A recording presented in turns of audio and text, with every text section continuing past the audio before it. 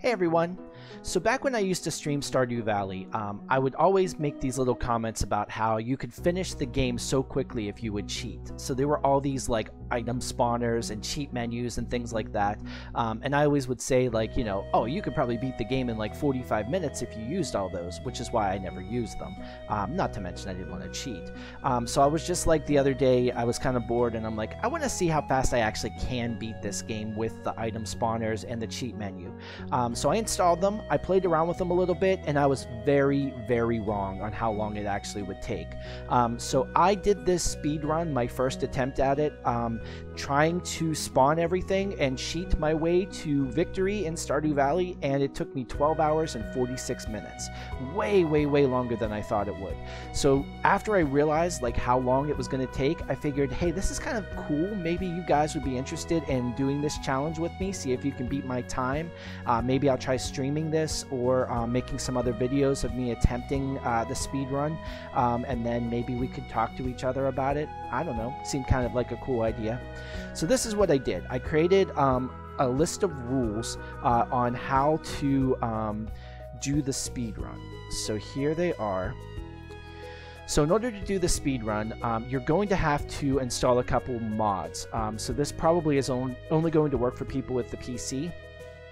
So the rules are, you can only use the following mods: the CJB Cheats menu, the CJB Item Spawner, the NPC Map Locations, and the UI Info Suite mods. So the Cheats menu basically makes you be able to cheat like the crap out of this game. The downside to it though is it does break a bunch of things about it. So for instance, in my speed run, I wasn't able to enter the Adventurers Guild. It just simply broke that quest and it never opened it up for me. But other things are just more inconveniences. Like if you fast forward time, some of the NPCs won't ever get out of bed and they won't do like their normal schedules, you know, things like that.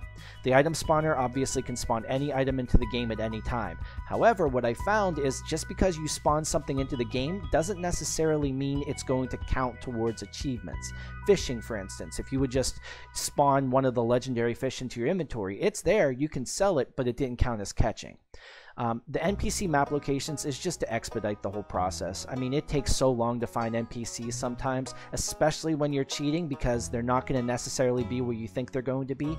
And then the UI Info Suite, the only thing I use that for is up in the top corner, it would show a little icon anytime the Queen of Sauce was on and there was a new recipe to obtain. In order to complete all the achievements, you have to cook every recipe and you have to get every recipe. You can't spawn the recipes into your inventory. So you have to watch the Queen of Sauce every single time it comes on, and it goes every random number of days over the first 2 years of the game.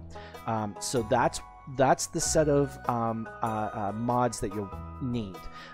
There are ways that you can open the save file and you can edit it that way. That is, you know, completely cheating, because I could create a save file within probably 5 minutes that just had all of these already done. But you can use the save file editors to check your progress. For instance, I got to a point where I thought I crafted every recipe, or every item I should say, but it turned out that I missed one and I had no idea which one it was. I opened up the save file, I figured out which one it was, and I went in and I crafted it. That I think is okay if you want to do that with the save files. And then finally, to like figure out what your official time is, whenever you open up the load menu in Stardew Valley, it'll tell you what the amount of time you put into that save file was. That's what's going to be considered your official runtime. So if you pause it to go to the bathroom, do it on a day where you can just exit, otherwise it's going to add to that time. So in order to be complete, like what I consider to be beating the game is what's in the requirements.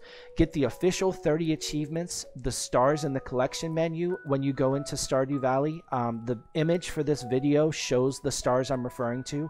Later on, I'll show my save file and how you can check all this stuff. Get to the bottom of the mines to get the skeleton key. After that, it's up to you if you guys want to do anything more, but I think getting the skeleton key is an item that's key to the game. Complete all the collections on the Stardew Valley collections menu. So like for instance, cooking and crafting, you don't have to actually finish all of those recipes, or actually no, I take that back, fishing, maybe. I can't remember. There are some of the things in the collections menu that you don't need to finish in order to get the 30 official achievements, but you have to complete all the collections. And then finally get 4 candles with grandfather or grandpa. I mean, if you do the first 3, it's pretty much impossible for you not to get 4 candles with grandpa, but I thought I'd throw that in there because you basically have to watch Queen of Sauce until, I want to say, like 4 days before the end of year 2, to go into year 3, which is when grandfather evaluates you anyways, so why not? So that's that. The next part of this video, I'm going to show you my save file and how I would determine that I completed everything. Cool. Okay, so now you're going to have to show with screenshots or with a video that you did indeed finish the speed run. It's pretty easy to do. There'll be 2 parts that you'll need to capture. You'll have to capture this right here. But, you know, again, with the video, this would be easier. Right here, you can see the first attempt I made, I did in 12 hours and 46 minutes. I completed everything that, you know, was in the list of requirements. You'll see here, this is what I was streaming. In 146 hours and 12 minutes, I did not complete as much as I did in this one. So that goes to show you that cheating does cut off a lot of time. So go into your save file, and then go to collections. Now, if you did this correctly, all of your collections will be completely filled out. There won't be any gray spots. So here you go. That's my first one. That's for the items shipped. And then for the fish, you see I caught them all. The artifacts, I have donated them all to the museum. I have found all of the minerals. I have cooked all of the dishes.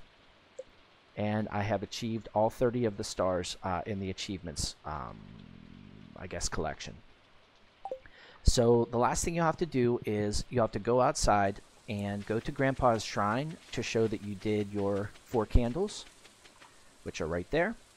That's that. After you do all that, you prove that you have done your speed run, because as far as I know, there's no other way to achieve everything that I just showed you without actually following the rules the way I set this game up. Okay guys, well that's it. So give me your best shot. Let me see what you guys can do. I would really be interested to see how quickly you guys can get this done and how many of you would actually be interested in participating with this. I have a bunch of stuff I can give away. I can give away t-shirts, I can give away games and stuff. Maybe I'll do some prizes, but really it's going to come down to whether or not any of you guys care about this or not. But cool, check it out. If you would like, please subscribe to me, like my videos and stuff. Check me out. I try to do some fun stuff, but other than that, have fun, guys. I'll see you later. Bye.